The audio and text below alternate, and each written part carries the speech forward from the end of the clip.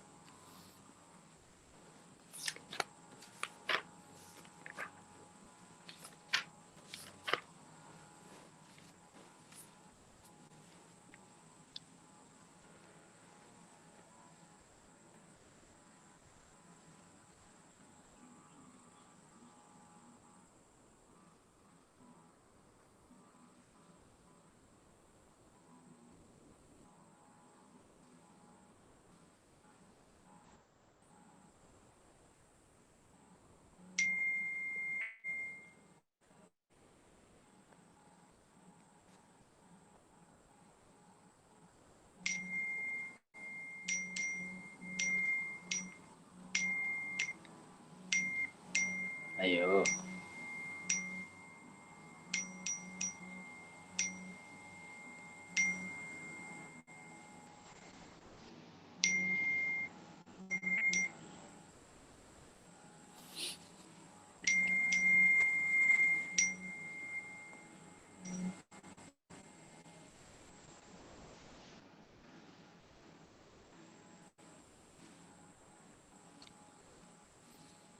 Okey, sekarang sudah pukul 10.40.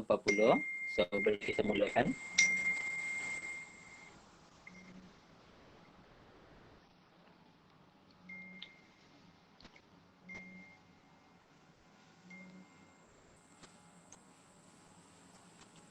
Okey, sebelum kita mula, saya share lagi link kehadiran untuk Google Form. For those yang baru masuk tu, sila isi kehadiran untuk Google Form. Okey, Assalamualaikum dan selamat pagi semua. So, apa khabar? Sihat?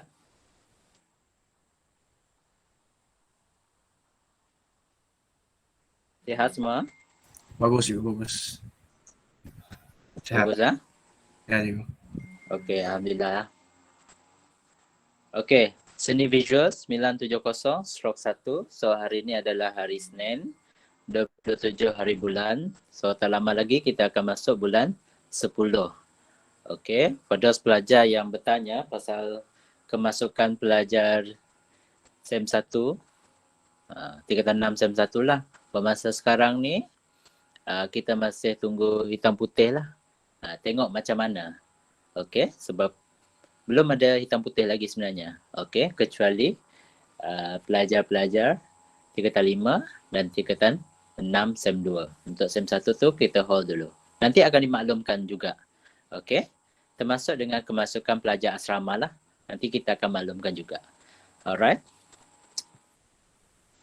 Okey, so kehadiran minggu lepas. So, alhamdulillah okey. Tak ada masalah untuk datang.my. Tapi ada seorang lagi yang ada masalah dekat sini. So, dia letak pendidikan seni visual. Okay, so pendidikan seni visual ni salah. Okay, salah. Jasri. Mana Jasri? Jasri ni.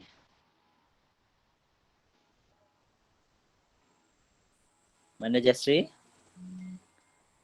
So Jasri, lepas ni tolong jangan letak pendidikan seni visual. Okay. Letak dia seni visual sahaja. Alright. Jasri? Okay, cikgu. Jelas? Ya. Okay, so sekarang ni pelajar boleh isi untuk datang.my. Make sure pelajar isi guna ID sendiri. Kalau mata pelajaran tu bukan pendidikan seni visual. Awak kena letak seni visual sahaja. Sebab dia letak dekat sini adalah form 6 kan. So benda tu dah jelas. Benda tu dah jelas. Okay, benda dah jelas. Okay.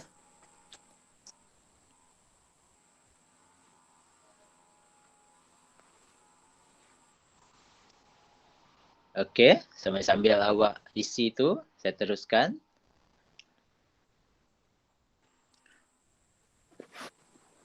Sekejap ya. Mana saya punya ni?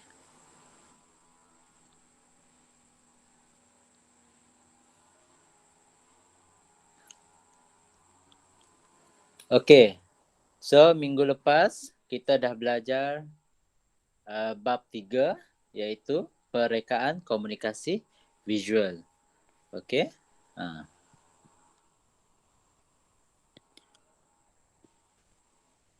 KV. Okay. KV ni stand for K itu komunikasi.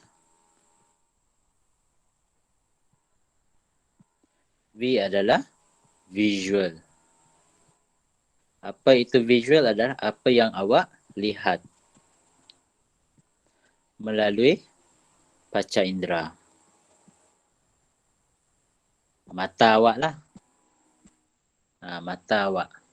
Okey, komunikasi visual. So, komunikasi visual ni terbagi kepada dua. Yang pertama adalah grafik. Okey, yang kedua adalah multimedia.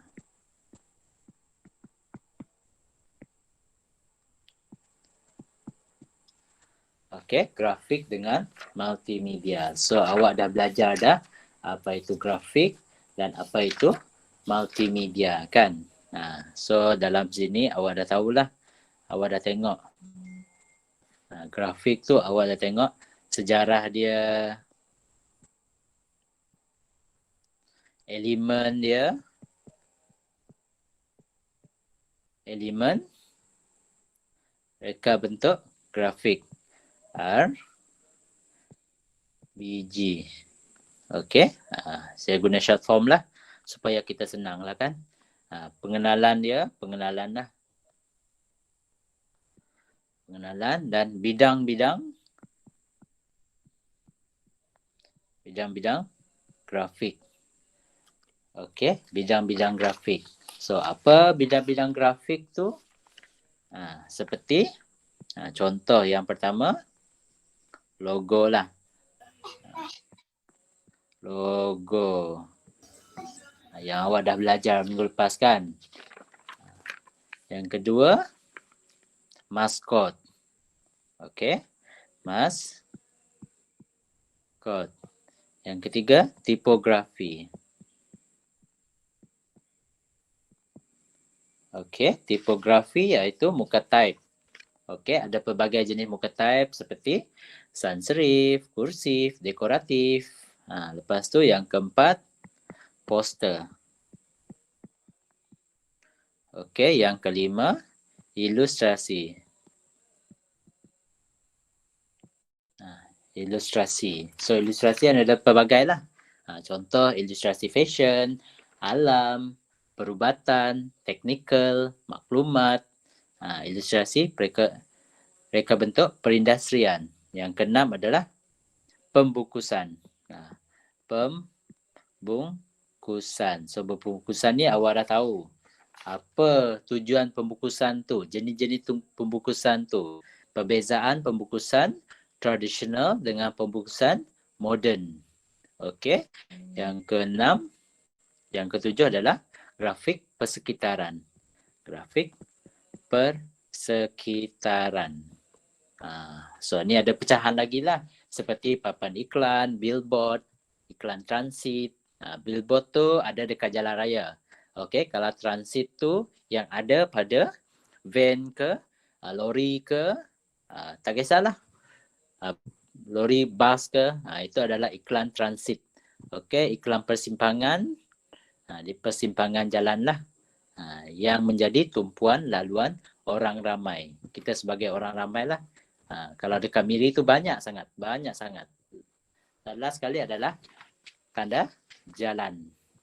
Okey. Yang tujuh, yang ke-8 adalah simbol.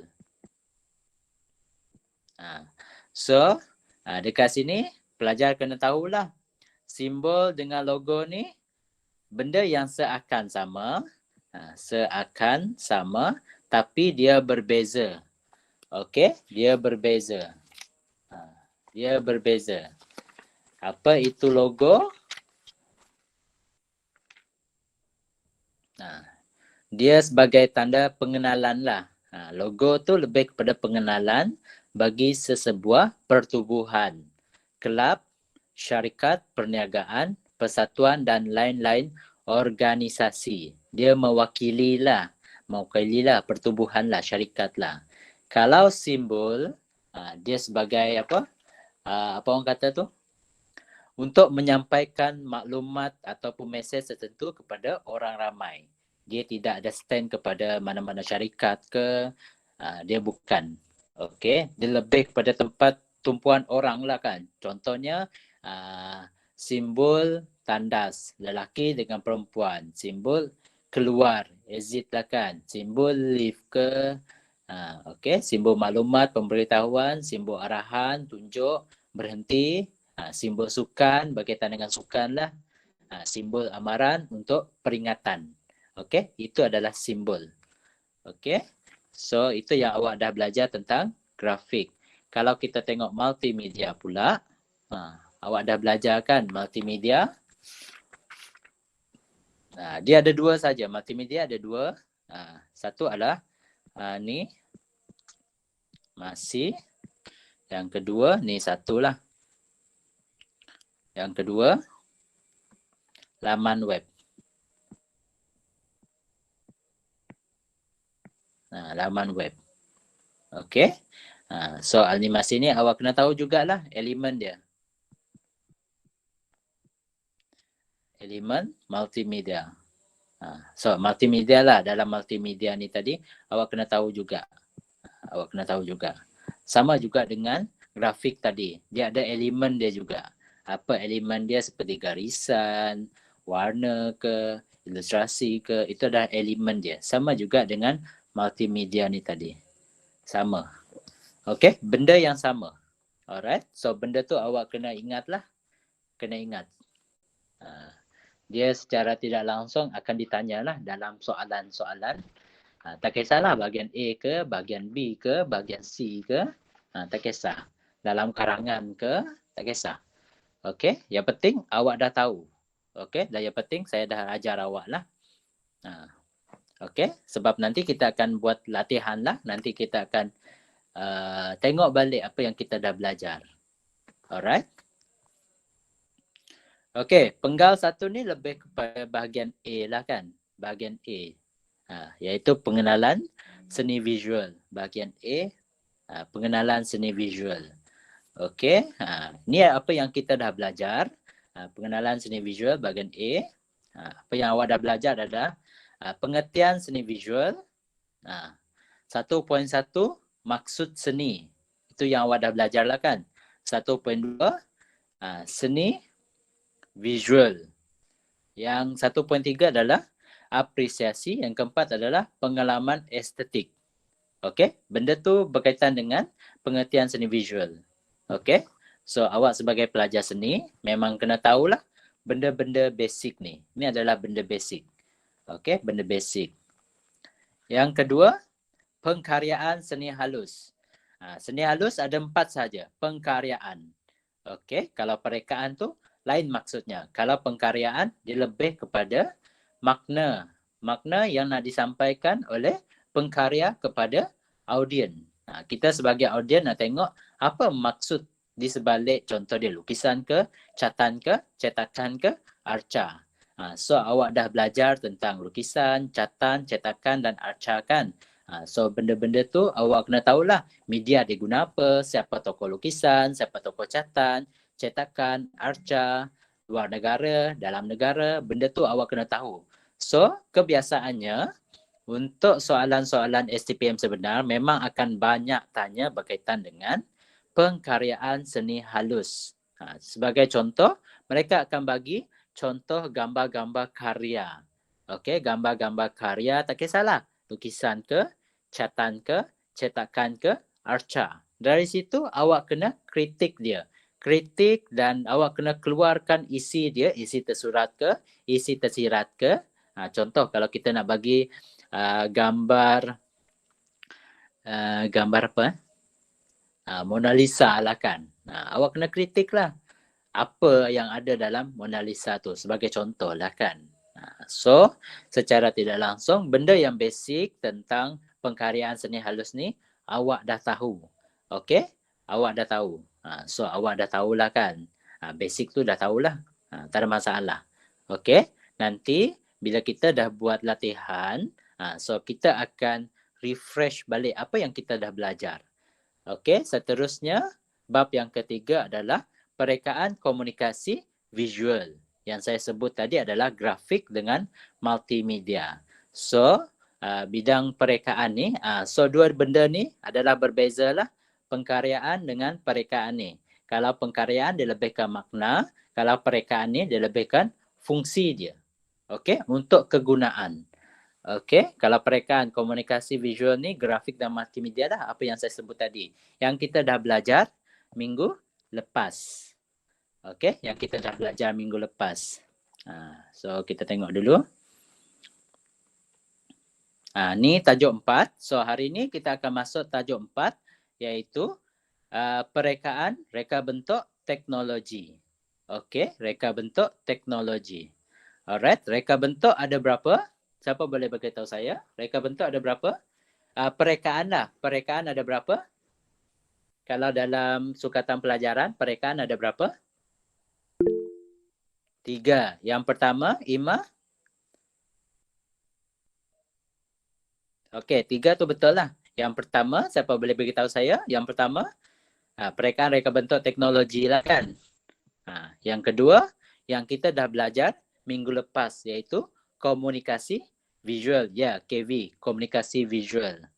Dan yang ketiga, last kali adalah perekaan RBT, ya, reka bentuk teknologi. Dan satu lagi, RBP, okey, reka bentuk persekitaran. So, senang saja. Alright, awak kena ingatlah, perekaan tu ada 3 saja, komunikasi visual, reka bentuk teknologi, reka bentuk persekitaran. So, setiap subtopik tu dia ada pecahan dia lagi lah. Kalau KV tu ada 2, grafik dengan multimedia. Kalau reka bentuk teknologi ada 6. So, awak kena tahulah apa 6 tu dan RBP ni ada 2. So, apa 2 tu yang awak kena tahu. So, hari ni kita akan tengok sahaja perekaan reka bentuk teknologi. So, kita tengoklah apa itu reka bentuk teknologi. Alright. So, dalam bab 4 ni, dalam reka bentuk teknologi ni, kita ada subtopik yang kita kena explore lah. Kita kena detailkan lagi, saya kena explain lagi dengan awak apa itu reka bentuk industri, apa itu automobil, apa itu seramik, apa itu fashion, apa itu tekstil, apa itu logam halus. Walaupun benda ni benda yang ada di sekitar awak, tapi secara teori tu memang saya kena ajar jugalah. At least awak tahulah sejarah dia, macam mana penghasilan dia, at least awak tahu benda tu. Okey? So kita tengok yang pertama terlebih dahulu. So kita tengok, so pengajaran saya hari ni berbeza sikit daripada sebelum-sebelum ni. Sebelum ni kita tengok je kan, tengok saya punya slide. So hari ni saya menulis. Okey, so maksudnya saya akan buat Contoh dia macam nota ringkas lah kan, nota ringkas. Nanti saya share dengan awak supaya awak boleh simpan lah benda ni. Okay, so kita tengok lah. Hopefully lah tulisan saya cantik lah kan. Hopefully tulisan saya cantik. Okay.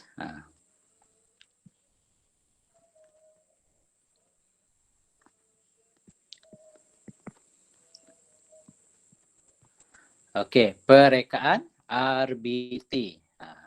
Kita tengok ya.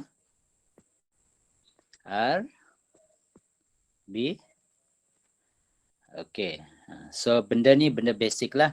R tu stand for reka lah. B itu bentuk. Teknologi. Reka bentuk teknologi. RBT. Okay. Reka bentuk teknologi. Apa itu reka bentuk teknologi? So dekat sini kita tengok. Iaitu kita panggil dia adalah satu. Okay. Satu bentuk penghasilan lah. Bentuk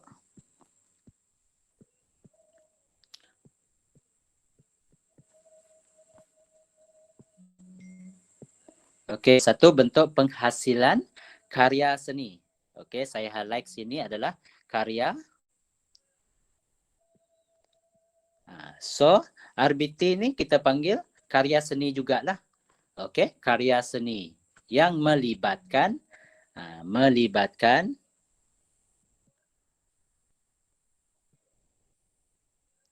melibatkan apa? So, kita tengok dekat sini.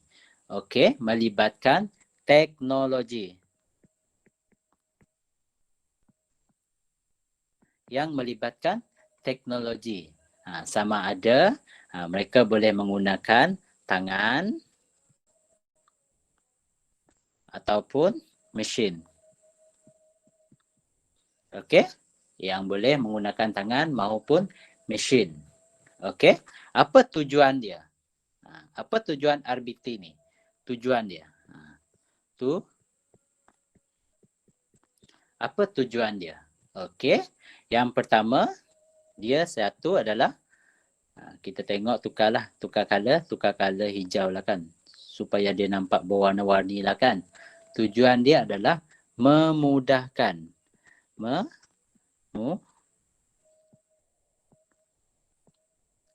Biasanya reka bentuk teknologi ni memudahkan, dan yang kedua adalah tukar lagi coklat lah.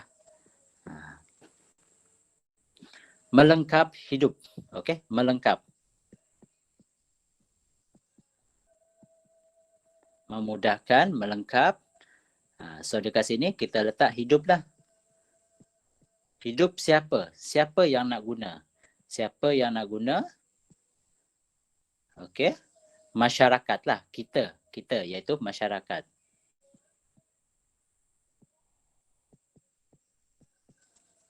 Okey. Tujuan dia memudahkan dan melengkap hidup masyarakat. Okey, kita lah sebagai kita.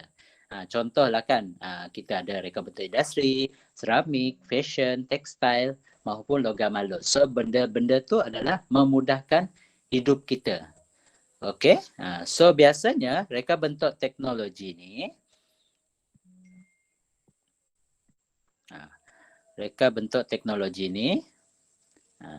kita boleh letaklah dalam bentuk 2D ataupun 3 dimensi. Okey, 2D ataupun 3 dimensi lah. Benda tu dalam bentuk 2D ataupun 3 dimensi. Tak kisahlah kalau fashion tu dalam bentuk 2D lah kan. Tekstil tu dalam bentuk 2D. Kalau 3D tu 3D tu jenis yang benda-benda yang benda yang fizikal lah. Reka bentuk industri, contoh dia seramik, contoh dia logam halus. Okey, so kita dah tengok dah. Dia pecahan dia adalah reka bentuk industri, automobil, seramik, fashion, tekstil dan logam halus. So ni secara ringkasnya lah.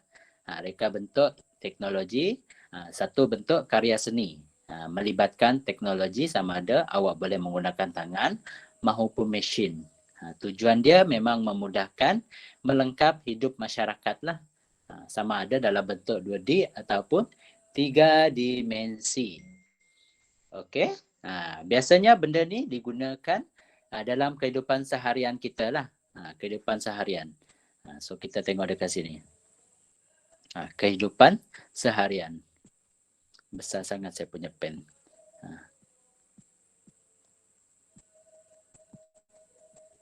Okey. Seharian. Okey. Seharian sama ada secara langsung,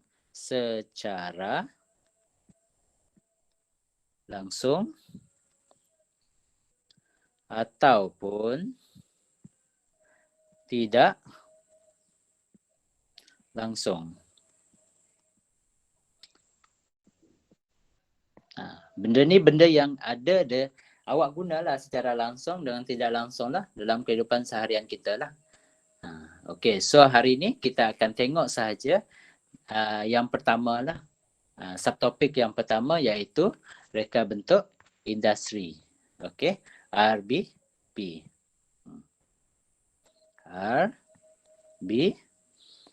RBI bukan RBP.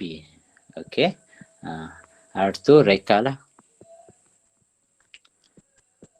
Bentuk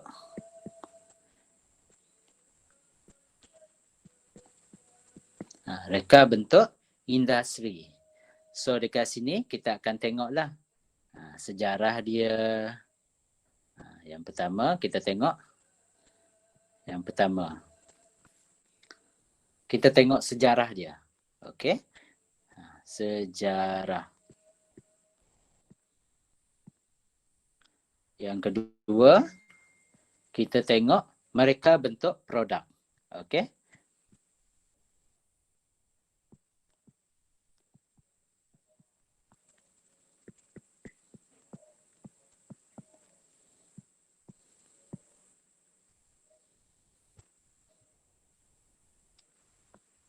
Yang ketiga, kita tengok proses dia. Okey.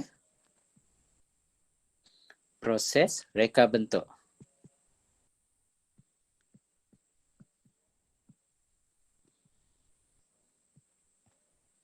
Yang keempat, awak kena tengok adalah proses pembuatan model.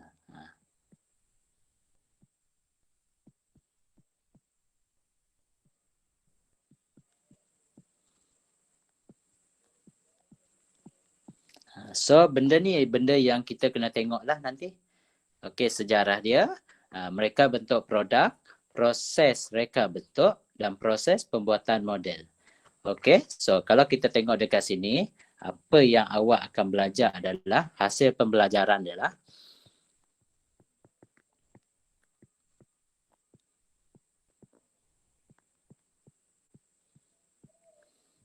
Yang pertama, awak memahami. Okey?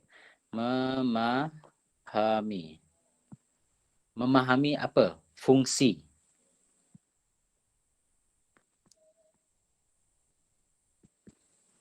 Okey? Fungsi RBT.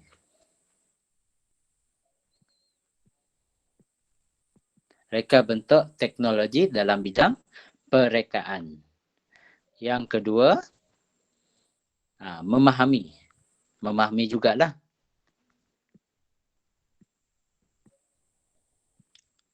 Memahami apa? Hubung kait.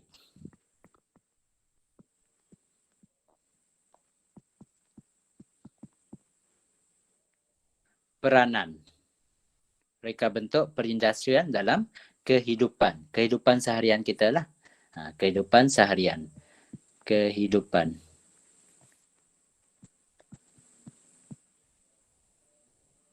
Kehidupan. Reka bentuk perindustrian. So ni apa yang kita akan belajar hari ni lah. Awak tahu apa itu fungsi dia. Fungsi tu sangat penting. Okey, sebab kebiasaannya kalau macam SEM 1 ni dia lebih kepada teori kan. Kalau SEM 2 nanti awak akan menghasilkan karya-karya yang melibatkan reka bentuk industri. Tak kisahlah reka bentuk industri ke, seramik ke, fashion ke, tekstil ke, logam halus. Memang benda tu secara tidak langsung. Okey, awak akan belajar secara tidak langsung. Okey, so kita tengok dekat sini terlebih dahulu, reka bentuk industri ini. Kalau kita tengok dekat sini, okey, menurut ICSID. Apa itu ICSID? Itu adalah International Council of Society of Industry Design of America. Okay.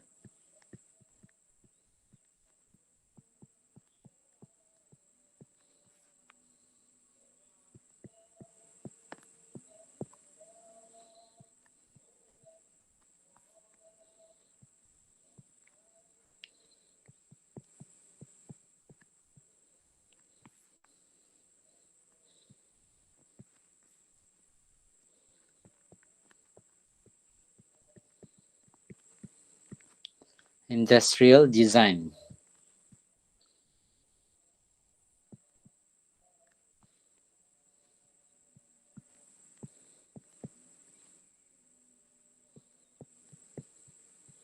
Itu maksud dia. Okay. ICDID. International Council of Society Industrial Design of America. So mereka kata reka bentuk industri ini merujuk kepada produk yang direka untuk keperluan tertentu. Okey. So mereka katalah produk yang direka, produk untuk keperluan tertentu. Okey. Reka bentuk ini bertujuan menjadikan kehidupan manusia lebih selesa. So, perkataan selesa ni. Alright, perkataan selesa. Perkataan selesa. So, ni awak kena ingat. Okey, mudah. Mudah. Dalam kita mereka bentuk sesuatu produk, memang ada perkataan selesa, mudah dan terancang. Okey, terancang. Okey, produk yang direka untuk keperluan tertentu. So dia memang akan memberi keselesaan dan memudahkan benda yang terancang untuk siapa? Kita lah sebagai pengguna. Manusia, kehidupan masyarakat. Okey, kehidupan masyarakat. Kalau kita tengok dekat sini, reka bentuk industri ini memang terbahagi kepada 3 bidang utama. Okey, kalau kita tengok 3 bidang utama dia. Yang pertama, ni awak kena tahu 3 bidang utama dia.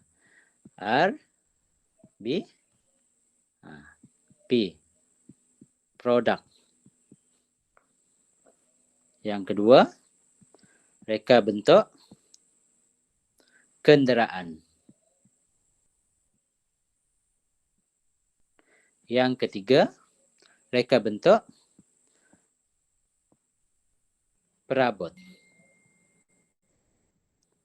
So, benda ni awak kena tahulah. Apa itu produk, apa itu kenderaan, apa itu perabot. Produk tu seperti barang-barang elektrik, bekas-bekas minuman, perhiasan rumah, itu adalah produk. Okey, kalau kenderaan tu awak tahulah. Seperti basikal, kereta, kapal terbang, kapal laut. Itu adalah kenderaan pengangkutan lah. Pengangkutan. Okey, kalau reka bentuk perabot, seperti meja, kerusi, kabinet, rak yang terdapat di rumah-rumah yang ada dekat sekitar, di persekitaran awak. Contoh dekat rumah tu memang ada kereta, memang ada produk, memang ada perabot kan. Memang ada dekat di sekitar kita, memang ada. Secara tidak langsung tu awak dah ada dekat persekitaran reka bentuk industri ni. Okey? So saya harap awak fahamlah. Ya, itu adalah secara dia punya pengenalan secara umum lah. Okey? Kebiasaannya penghasilan produk ni terdiri daripada penghasilan produk baharu. So ni penting juga, produk baharu. Yang pertama adalah produk baharu.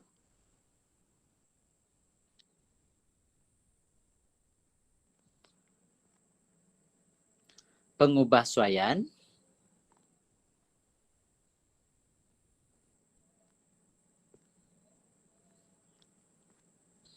Okey, yang ketiga adalah memperbarui.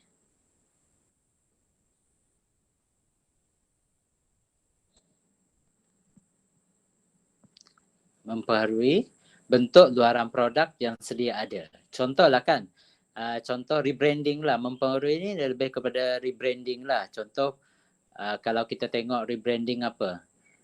Kicap Jalil. Kicap Jalin. Biasanya pelajar asrama memang tahulah benda-benda kicap-kicap ni. Okey, dia 3 benda ni. Produk baharu, pengubahsuaian dan memperbaharui produk yang sedia ada, sama ada dari bentuk luaran produk yang sedia ada. Okey. So, kalau kita tengok sejarah dia ni, sejarah ni memang dari zaman prasejarah lagi lah.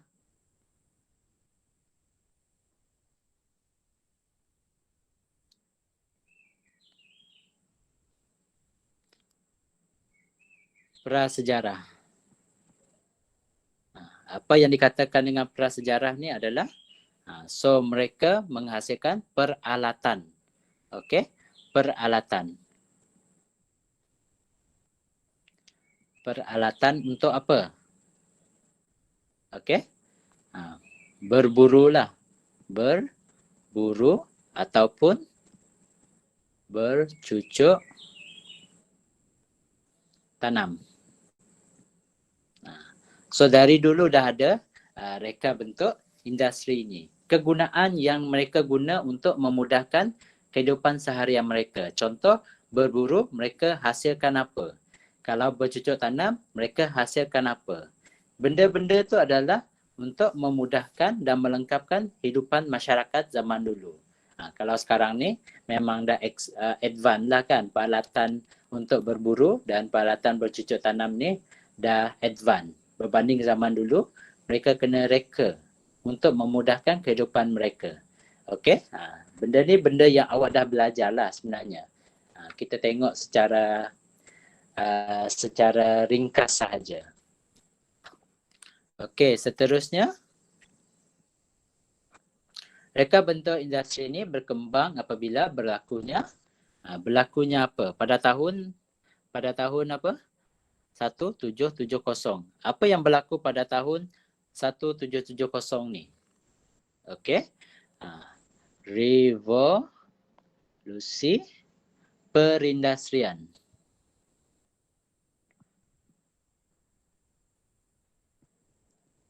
Perindustrian di Eropah.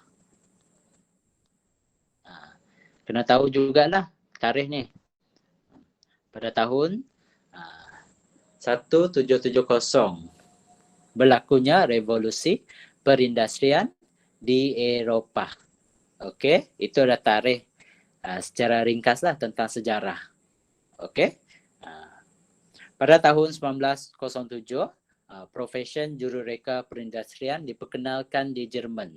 Biasanya kita akan follow negara-negara barat lah berkaitan dengan mereka lebih expert daripada kita.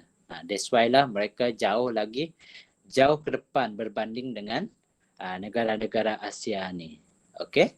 Sebab mereka mereka adalah pelopor.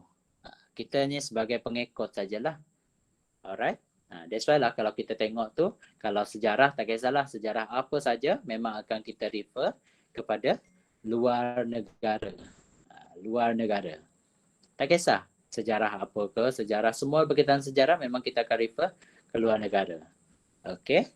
Kalau kita tengok dekat Malaysia, antara institusi pengajian tinggi yang menawarkan kursus seni reka perusahaan di Malaysia adalah seperti UiTM, dekat Sarawak ada UiTM, contohnya dekat Mukah ada UiTM, dekat Kota Samarahan ada UiTM, Unimas dekat Sarawak, UIA, UPM, UMK, itu adalah yang antara universiti yang menawarkan kursus seni reka.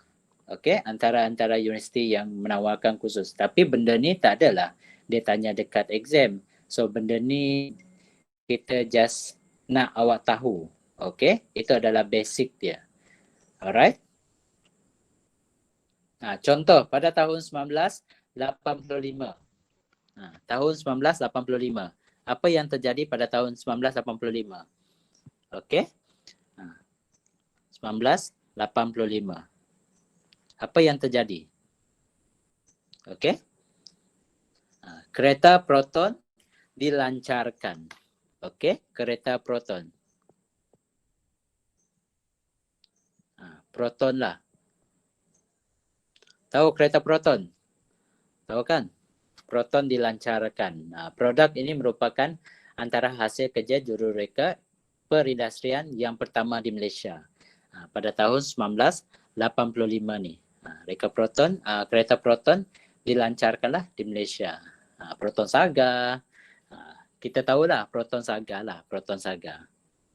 Ada lagi kan kereta Proton Saga sekarang ni? Ada je, tapi design dia tapi kalau kita tengok Proton Saga tu, design dulu tu memang cantik dah sebenarnya. Sekarang ni dia kena modified sikit lagi. Itu yang saya katakan tadi, memperbarui. Memperbaharui. Dia memang dah ada produk tu, tapi dia baharui lah daripada segi design dia, sama ada enjin dia ke, contohlah kan.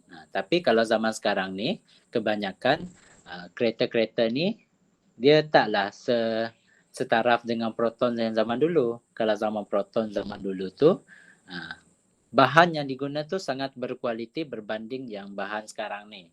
Kalau kita tengok accident, yang mana satu lagi kemek lah. Biasanya kenderaan-kenderaan yang baru ni dia kemek teruk lah berbanding kenderaan yang zaman-zaman dulu tu. Kita kena tengok kualiti bahan jugalah. Okey, itu yang kita kena tengok. Alright, itu adalah sejarah serba sedikit tentang reka bentuk industri luar negara dengan dalam negara.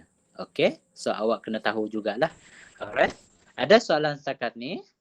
Kita berehat 2 minit sekejap. 2 minit. Siapa nak minum air, boleh minum air.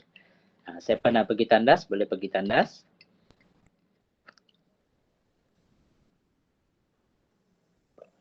Ada soalan setakat ni?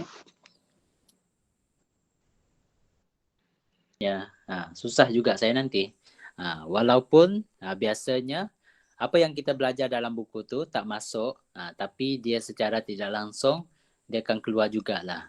Okey, jangan risau, saya akan habiskan secepat mungkin untuk bahagian A, bahagian B dan bahagian C tu. Kita tengok macam mana kalau kita face to face nanti, sama ada kita bergilir ataupun tidak. Yang tu kita tengok. Sebab kalau bergilir tu susah sikit lah. Saya kena ajar double. Hopefully ada perubahan daripada segi tarikh awak exam lah.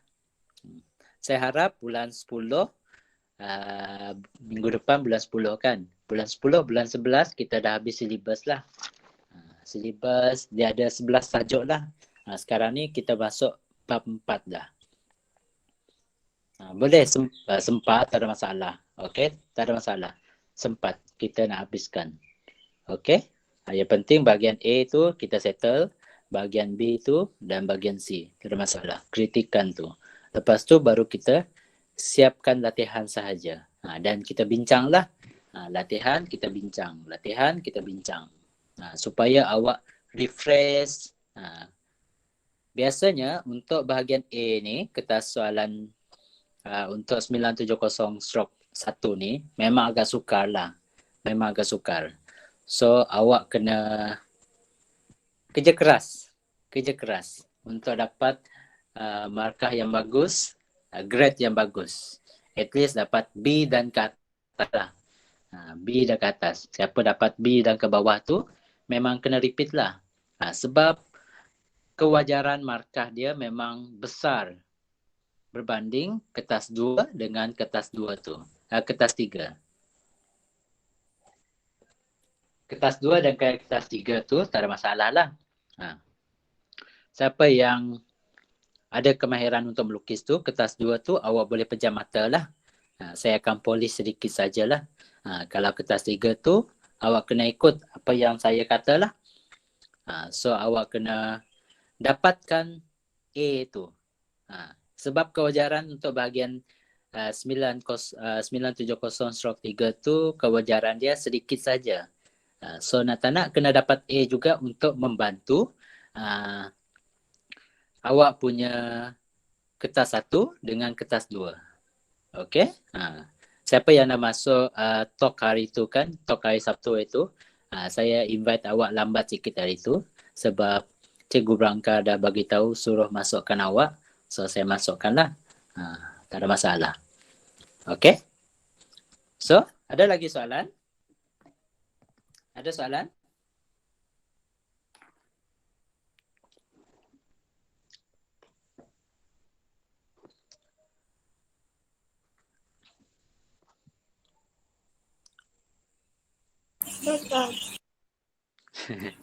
Tak ada.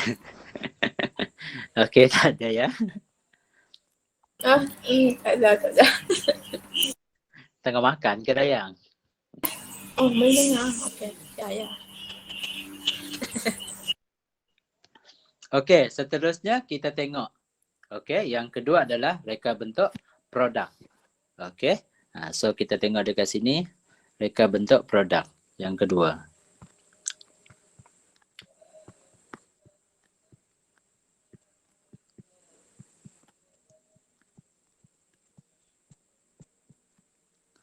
Okey, reka bentuk produk ni, dia ada produk yang dihasilkan, ada 3 cara. Okey, ada 3 cara yang awak guna. Tak kisahlah mereka ke, ada 3 cara yang biasanya mereka guna. Okey, yang pertama, yang ni awak kena tahu jugalah.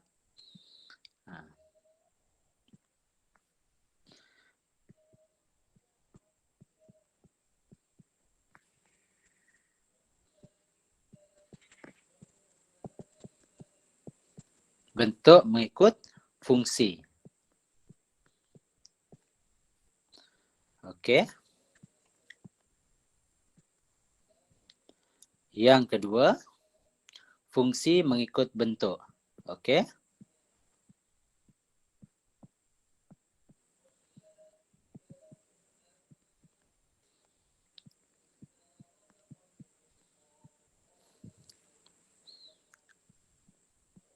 Tukar color lagi supaya dia nampak warna-warni lah kan. Yang ketiga, reka bentuk.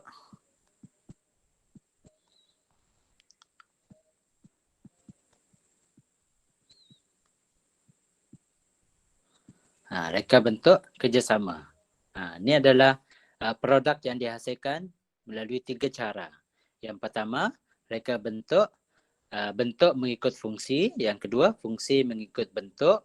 Yang ketiga adalah reka bentuk kerjasama. Apa yang dimaksudkan dekat sini adalah, contoh, kalau reka bentuk mengikut fungsi ini lebih kepada penekanan fungsi tanpa melihat sudut estetik ataupun ergonomik dan kesesuaian reka bentuk.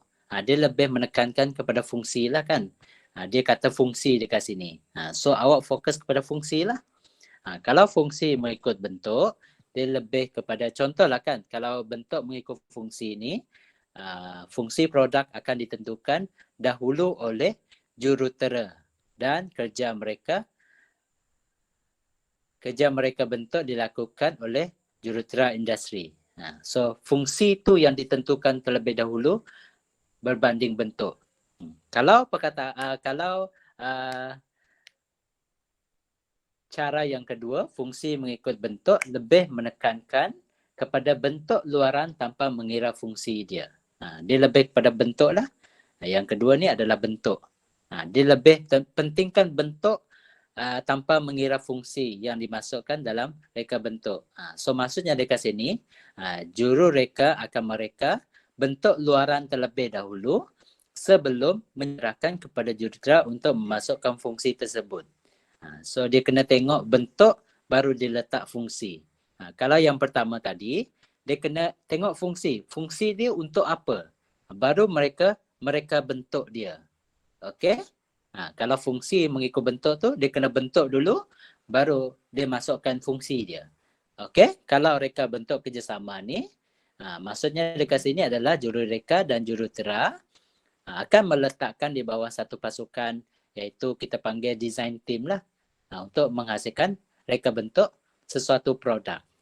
Bentuk luaran dan fungsi dapat dihasilkan melalui perbincangan dengan cara ini menyematkan masa dan kos. So kebanyakan orang akan guna yang ni lah. Cara yang ketiga ni. So dia adalah menjimatkan. Okey? Udahlah kita ni hujan dah tempat saya ni. Kalau hujan maksudnya line saya akan jadi 3G pula nanti. Okey? Dia menjimatkan masa. Menjimatkan masa. Yang kedua adalah kos. Kos penghasilan. So kalau kita tengok cara yang pertama dan kedua tu, dia akan membazir masa dengan kos lah. Kalau cara yang ketiga, dia lebih menjimat masa dan kos. Biasanya pereka ataupun jurutera lah, kita panggil jurutera lah. Jurutera. Jurutera ataupun jurureka. Ini adalah mereka punya aktiviti lah, jurutera dengan jurureka ni. So biasanya mereka akan memilih reka bentuk kerjasama ni. Sebab apa? Dia boleh menjimatkan masa dan kos. Masa dan kos lah. Okay? So 3 benda ni awak kena tahu. Bentuk mengikut fungsi, fungsi mengikut bentuk, reka bentuk kerjasama. Alright? Itu yang berkaitan dengan reka bentuk produk. Okey? Reka bentuk produk. Simple saja untuk reka bentuk produk ni. Awak kena tahu 3 benda ni. 3 cara ni. 3 cara. Saya letak dekat sini lah supaya awak tahulah nantilah. 3 cara.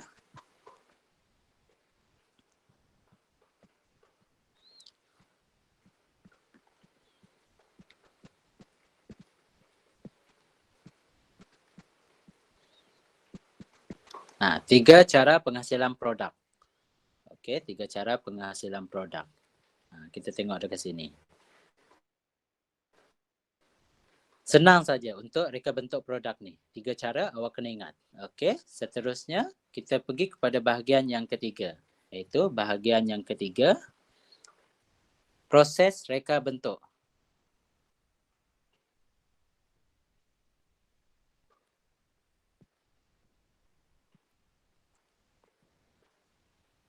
Proses reka bentuk. So ni lebih kepada contoh lah kan. Reka bentuk perindustrian bekerja mengikut proses reka bentuk yang telah digariskan oleh bidang reka bentuk perindustrian. So kena follow lah apa yang diarahkan oleh ketua. Biasanya kita akan follow ketua lah apa yang mereka nak. Okey? Dia lebih kepada produk yang direka akan melalui proses reka bentuk secara berperingkat. So ada banyak peringkat dah lah. Berperingkat lah.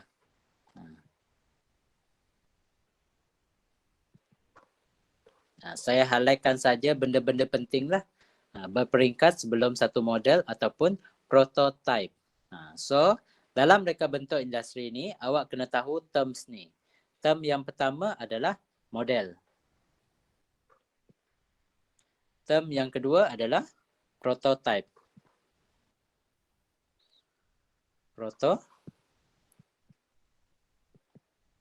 Apa itu model? Apa itu prototype? Anyone? Apa itu prototype? Apa itu model? Siapa boleh beritahu saya? Apa itu prototype? Anyone? Dia macam dia tak komplit tapi idea dia kat sana sih bro. Dia macam kereta tu yang belum official release macam tu. Prototype kah? Ya, Okey. Betul kah? Dia macam lambang kah cikgu? Lambang logo macam tu kah? Diuji lambang logo. Dia bukan lambang dan logo lah. Kalau prototype ni, okey. So dekat sini awak keliru lah dengan apa itu model dengan prototype. Kalau model ni lebih kepada produk berskala ataupun saiz sebenar yang dihasilkan tetapi tidak berfungsi. Yang dekat sini keyword dia adalah tidak berfungsi.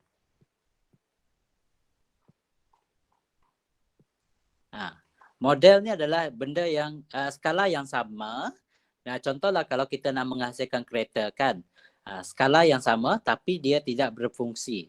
Kalau prototype ni model bersaiz sebenar yang berfungsi. Yang ni adalah berfungsi. Yang ni adalah contoh kalau kita nak menghasilkan kereta kan, kereta dia contohlah kereta Myvi kan. Myvi kalau prototype tu kita boleh drive lah, kita boleh guna. Dia boleh berfungsi lah, dia boleh berfungsi. Kalau model tu dia tidak berfungsi. Walaupun saiz dia adalah skala yang sebenar, tapi dia ada beza dia berfungsi dengan tidak berfungsi. Okey? So saya jelaskan dekat sini, model dengan prototype ni dua benda yang berbeza lah. Tapi dia nampak seakan sama lah. Yang penting prototype tu adalah benda yang berfungsi. Kita boleh guna dia. Biasanya kalau kereta kan memang ada satu prototype yang mereka boleh uji lah kan. Memang boleh uji dari segi enjin ke, tak kisahlah. Design semualah mereka boleh uji.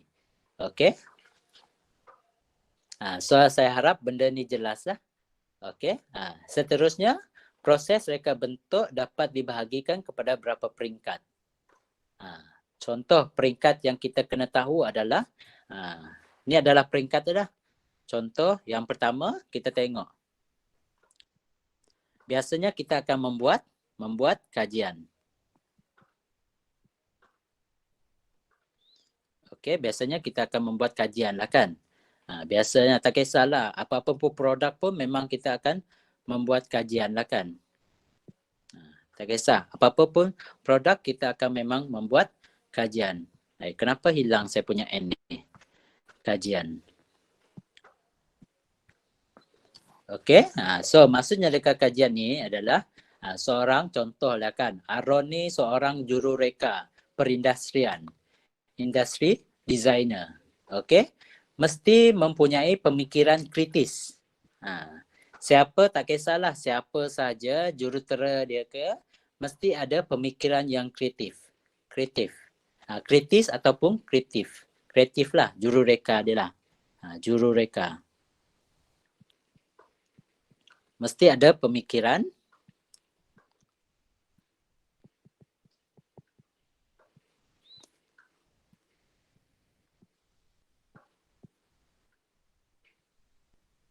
tak cantik lah. Hijau lagi kan. Kita tukarlah color lain kan. Dia mesti ada pemikiran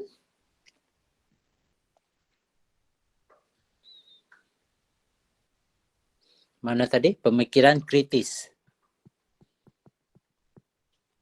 Dan pemikiran kreatif. So ni adalah tugas jurutera lah. Jurureka. Jurutera ataupun jurureka lah. Mereka kena melakukan analisis. So mereka ni kena menganalisis. Okey, menganalisis. Analisis. Itu adalah melibatkan kajian. Okey, menganalisis kajian. Kajian. Contoh dia keperluan pengguna pada masa hadapan. Kajian produk akan melibatkan permasalahan semasa, keperluan pengguna, sasaran pengguna, informasi pemasaran, kos pembuatan, informasi reka bentuk, pemasaran, reka bentuk, penggunaan bahan, teknologi, benda tu memang kena dianalisis sebelum kita menghasilkan sesebuah produk. Kalau macam kereta kan, kita kena ambil apa masalah yang semasa yang kalau macam Myvi kan, apa masalah dia? Design dia, pengguna dia, sasaran pengguna tu siapa, golongan siapa, sama ada kita nak target B40 ke, T20 ke, tak kisahlah. Itu adalah sasaran pengguna. Okey? Kebiasaannya kalau Myvi tu biasanya B40 lah kan. Mana ada T20 ni guna Myvi kan? Jarang lah T20 ni nak guna Myvi. T20 ni adalah golongan-golongan yang dapat gaji yang lebih daripada 10K dan ke atas. Okey, kalau B40 tu kita boleh kira 5K ke bawah lah. B40. Okey, itu adalah golongan-golongan yang ada dekat Malaysia ni. Okey. Itu sasaran pengguna lah, informasi pemasaran, kos pembuatan dia. Kalau Myvi tu kos pembuatan dia macam mana? Kalau Myvi tu dengan BMW, dua jenama yang berbeza kan. Kalau BMW kos pembuatan dia lagi mahal lah kan berbanding dengan Myvi ke Proton ke. Teknologi pun kena sama juga. So kajian tu sangat penting sebelum kita menghasilkan sesebuah produk. Okey, memang kena ada kajian. Lepas tu awak kena buat apa? Yang kedua, awak kena pergi kepada perkembangan idea.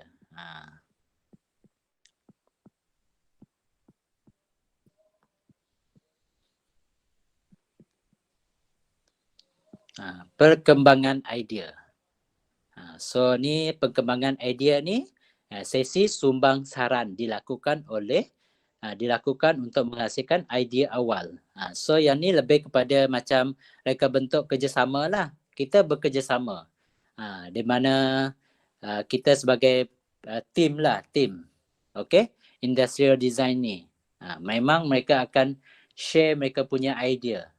Mereka kena sumbang lah untuk idea awal. Idea dihasilkan tanpa had yang ditetapkan. Lakaran awal idea dibuat berdasarkan kajian yang telah dilakukan. So biasanya perkembangan idea ni dia kena tengok kajian yang awal tadi. Baru mereka akan kembang. Bila idea tu ada tu, so kita kena sesi kritik lah. Dia memang tidak lari daripada sesi kritik. Okey, sesi kritik. Sesi kritik ni sangat penting. Okey, untuk penambahbaikan. Okey. Kalau kita tengok perkembangan idea ni, dekat sini kan perkembangan idea ni, lakaran idea awal dibuat berdasarkan kajian yang telah dilakukan.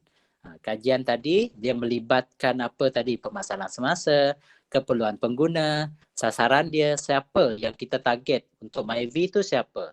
Okey, informasi, kos pembuatan dia, reka bentuk dia, pemasaran dia sama ada dalam negeri sahaja, dalam negara ataupun melibatkan luar negara.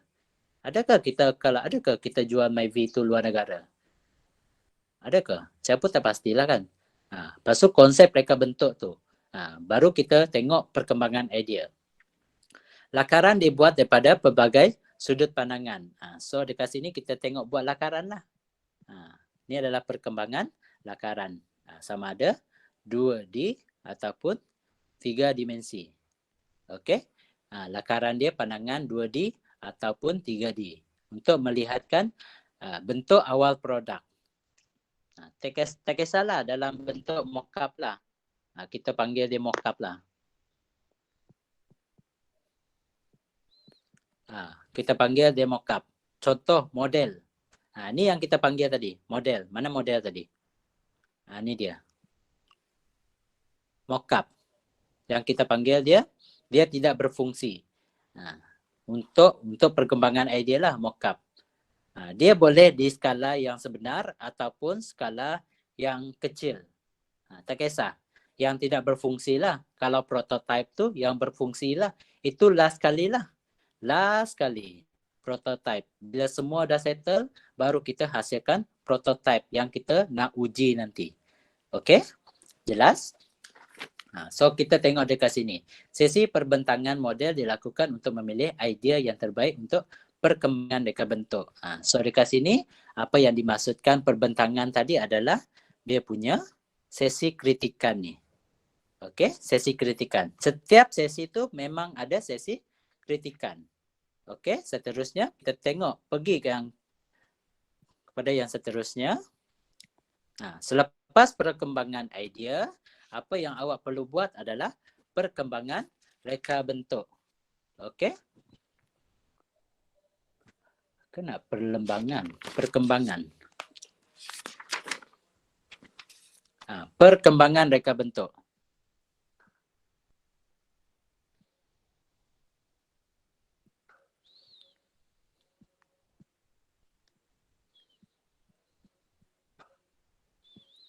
Okey, perkembangan reka bentuk.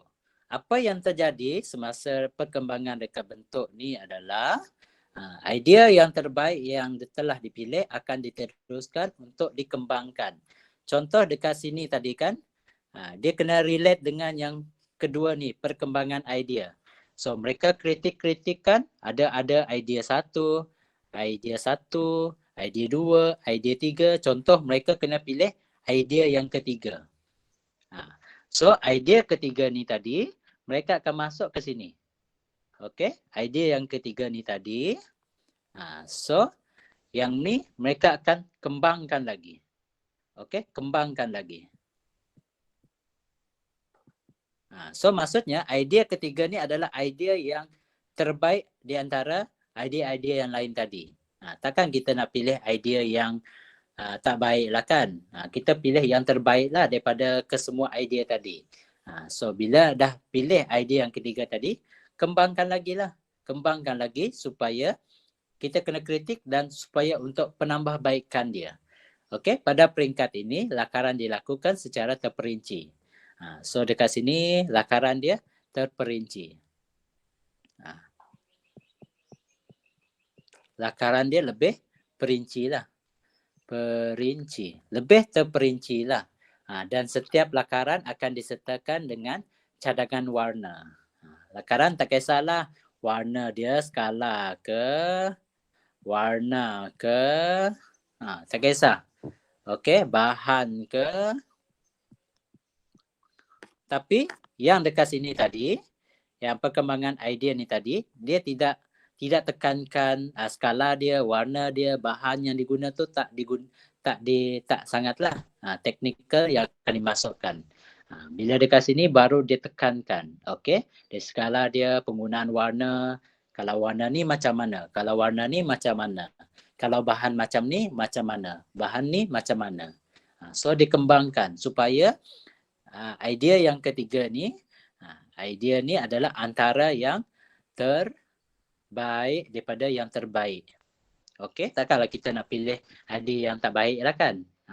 Model berskala penuh dihasilkan dan sesi perbentangan dilakukan untuk mendapat persetujuan daripada pelanggan. Sama juga mereka kena hasilkan model lah. Model untuk bahagian perkembangan reka bentuk ni. Okey, boleh faham? Boleh faham setakat ni? Tapi jangan lupa, sesi ni memang ada juga kritikan. Okey, pada yang ketiga ni ada sesi kritikan. Sesi kritikan ni sangat penting untuk penambahbaikan. Okey? Untuk penambahbaikan.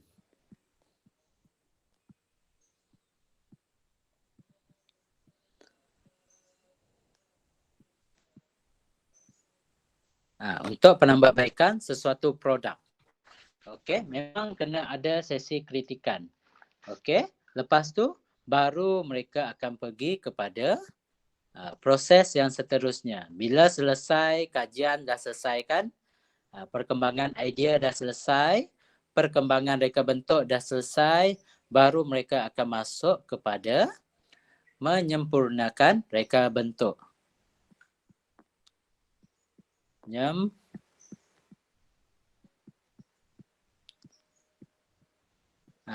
Menyempurnakan reka bentuk. Apa yang terjadi proses yang kedua akhir ini adalah reka bentuk diperbaiki dari segi perbentangan antara pelanggan dengan mereka lah. So sesi kritikan berlaku.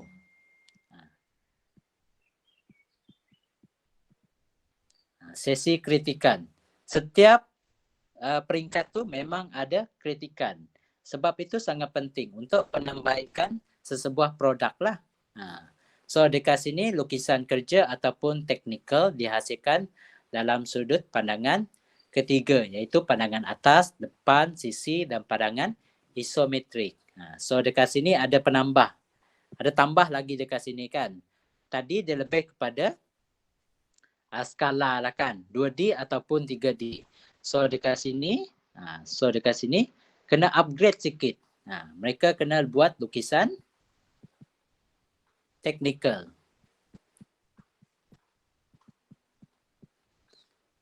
Okey, ataupun lukisan kerja.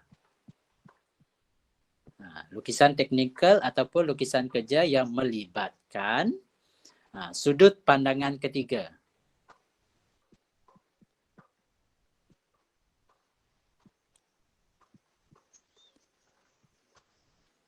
Ketiga, iaitu apa dia? Pandangan atas, depan,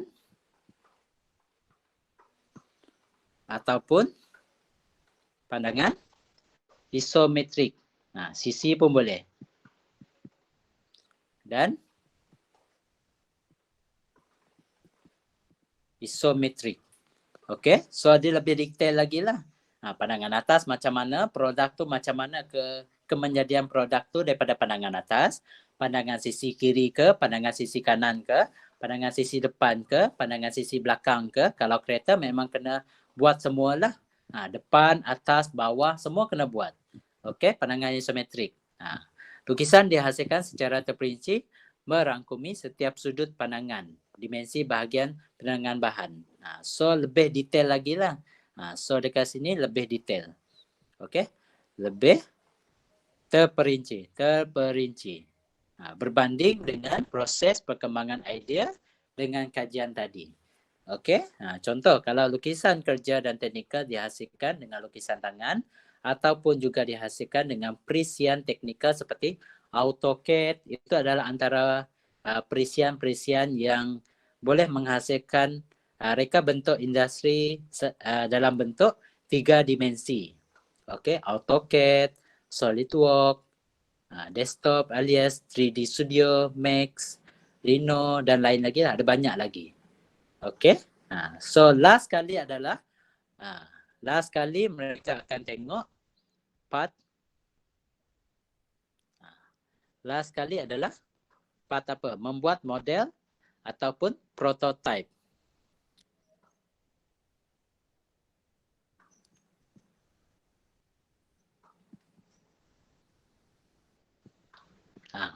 So dekat sini baru mereka menghasilkan model dan prototype. Tadi memang ada juga yang buat model kan, tapi mock-up yang kecil lah. Yang ni baru mereka tengok lah model yang saiz besar, skala yang sebenar lah. Model adalah produk bersaiz sebenar yang dihasilkan tetapi tidak berfungsi. Manakala prototype ialah produk bersaiz sebenar yang berfungsi. So mereka kena hasilkan model ataupun prototype. Sesebuah model ataupun prototype dihasilkan setelah dapat memenuhi dan melalui segala peringkat dan kriteria yang ditetapkan oleh mereka. So bila semua peringkat 1, 2, 3, 4 ni lepas semuanya, baru mereka boleh menghasilkan model ataupun prototype. Okey, setelah model ataupun prototype didapati sesuai dan dipersetujui oleh pelanggan, maka produk dihasilkan secara besar-besaran. Baru mereka akan keluarkan produk dia. Contohlah MyV lah kan. Kalau selesai dah disetujui oleh pelanggan, semua jurutera ke semua dah setujui, so baru mereka akan menghasilkan produk tu secara besar-besaran. Ataupun kita panggil dia apa? kita panggil apa?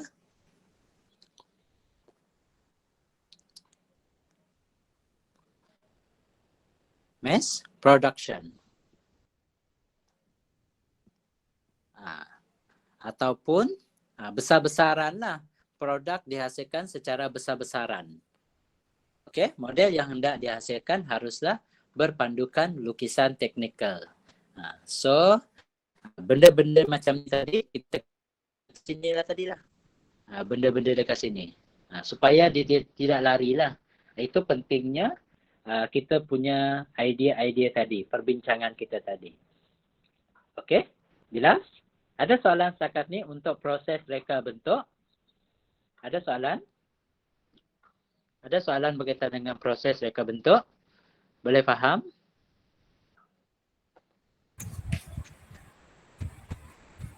Boleh cikgu. Macam ngantuk je tu. Okey ke? Okey ke? Setengah saja yang masuk cikgu. Setengah gimana? Masih dah tahu cikgu. Berat sangat ke? Boleh tahan cikgu. Baru satu saja ni reka bentuk industri ni. Ngantuk Yalah kan? Memang ngantuk lah kan. Sebab ni teori memang agak mengantuk sikit lah kot. Memang agak mengantuk lah. Saya memang akui lah teori ni memang mengantuk lah. Tapi nak tak nak memang kita kena ajar awak, saya kena explain dengan awak juga supaya awak jelas benda tu. Okey? Supaya awak jelas dengan benda tu. Alright? Saya nak buat macam mana pun tak boleh lah. So maybe kita akan boleh habis awal lah sebab kita akan fokus kepada reka bentuk industri sahaja hari ini. Kita memang akan fokus reka bentuk lah sebab daripada pukul 10.30 kan, gila ke apa sampai pukul 1. Memang tak larat cakap lah. Memang tak larat. Okay, at least untuk reka bentuk industri ni, saya dah explain dengan awak secara jelas lah. Sebab benda ni memang sangat penting lah. Teori ni sangat penting dan awak kena aplikasikan untuk semester 2 nanti. Okay, semester 2 nanti. So, last kali adalah proses pembuatan model. So, last kali adalah kita akan tekankan dengan awak adalah proses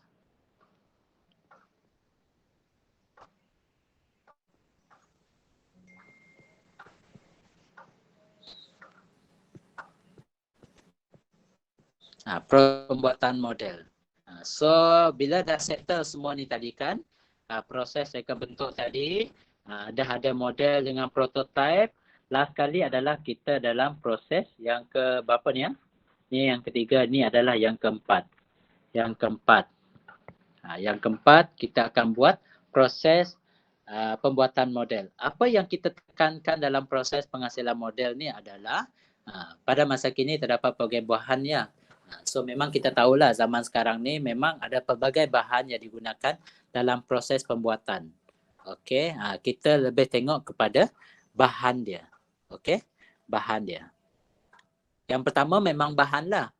Kalau kita nak tengok sesuatu bahan tu, barang tu memang kita tengok kualiti bahan dia lah kan. Tak kisahlah kita nak tengok macam kalau kita nak beli pensel ke, pensel warna ke, memang kita tengok bahan yang digunakan sama ada berkualiti ataupun tidak berkualiti. Pemilihan bahan adalah bergantung kepada keperluan. So yang ni adalah bergantung kepada keperluan. Okey, bahan dia keperluan. Keperluan yang pertama teknik. Kos. So ni dia ambil kira lah yang ditentukan. Okey, antara bahan yang pembuatan model yang biasa diguna adalah kalau model tu benda yang tidak berfungsi kan. Kita boleh menggunakan kayu, foam, tanah liat, model yang tidak berfungsi lah.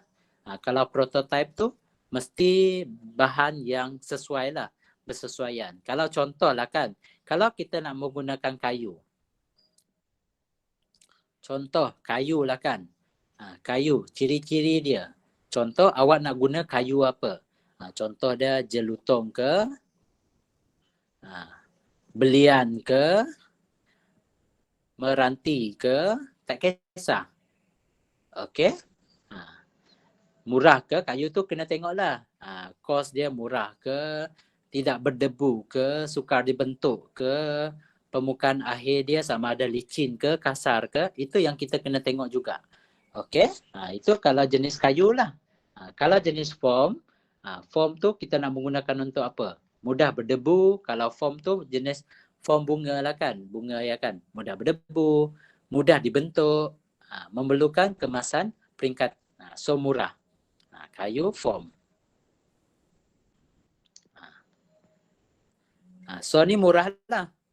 Kalau nak menghasilkan model, boleh. Kalau prototype, tak boleh. Memang tak boleh lah sebab prototype tu kita nak guna fungsi dia. Okey, kalau kita tengok tanah liat. Tanah liat memerlukan kos yang tinggi. Kos tinggi. Tanah liat ni kos dia tinggi lah. Memerlukan kemasan berperingkat. Mudah dibentuk. Kemahiran yang tinggi. Kemahiran yang tinggi.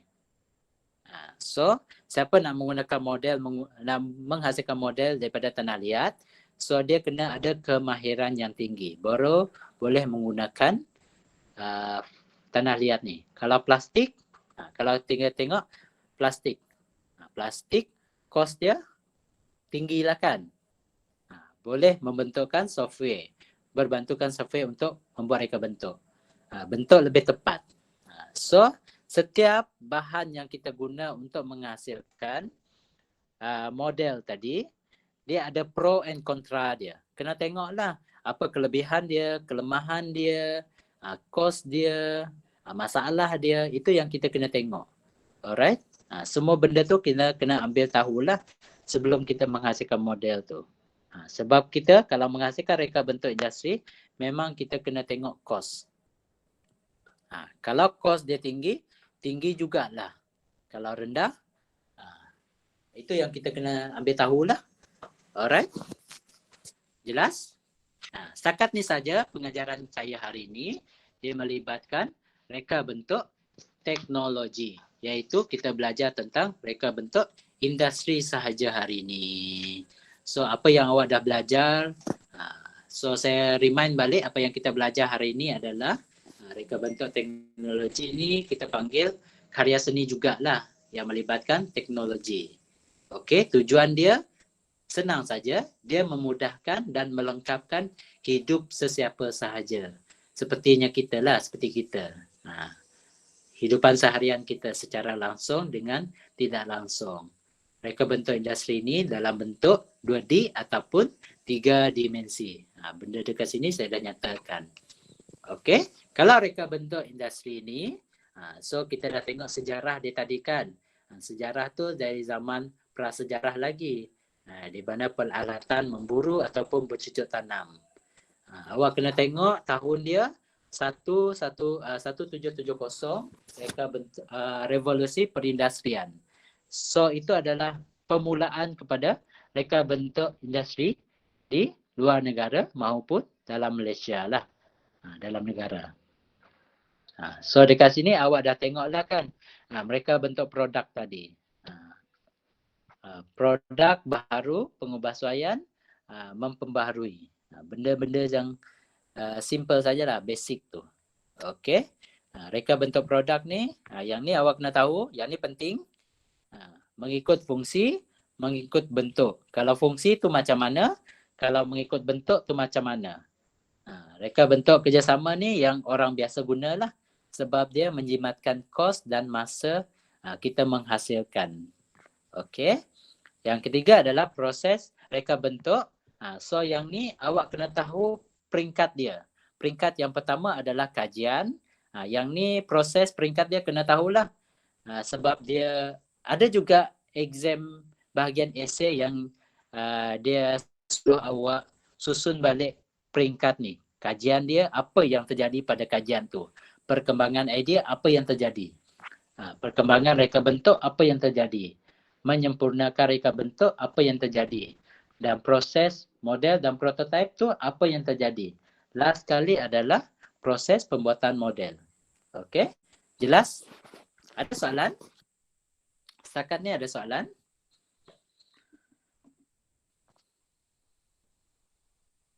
Tidak ada cikgu. Dah, segar dah?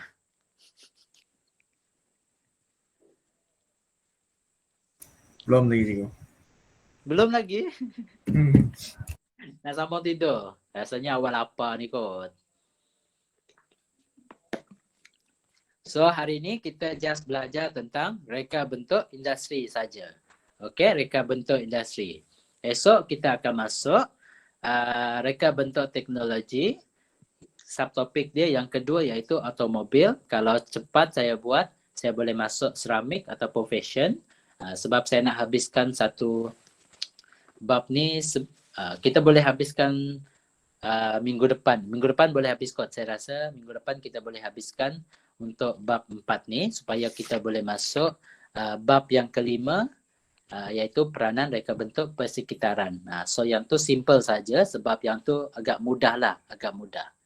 So untuk reka bentuk teknologi ni dia agak heavy sikit lah bagi awak lah sebab dia melibatkan sejarah, proses-proses dia semua. Memang agak heavy lah. Okey? Jelas? Semua dah isi kehadiran untuk Google Form dengan datang.my. Semua dah isi kehadiran? Dah, Ya. cikgu. Sudah cikgu. Ya. So saya share terlebih dahulu supaya siapa yang belum isi tu boleh isi. Sebab kita dah habis untuk kelas hari ini. Okey, siapa yang belum isi tolong isi sekarang. Okey, sekiranya tak ada soalan untuk subtopik untuk reka bentuk industri ini. Setakat ni saja kelas kita hari ini. So kita akan start kelas esok seperti biasa pukul 7.45 macam tu lah kot. Pukul 7.45. Pagi kan kelas kita esok kan?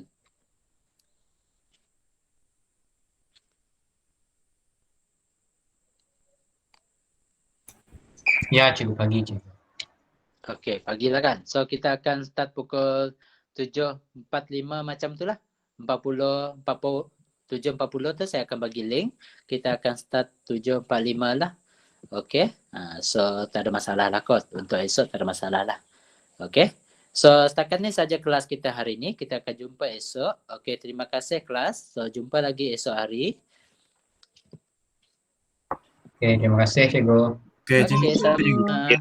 Bye-bye. Cikgu. Okey. Terima kasih, Bye-bye. cikgu.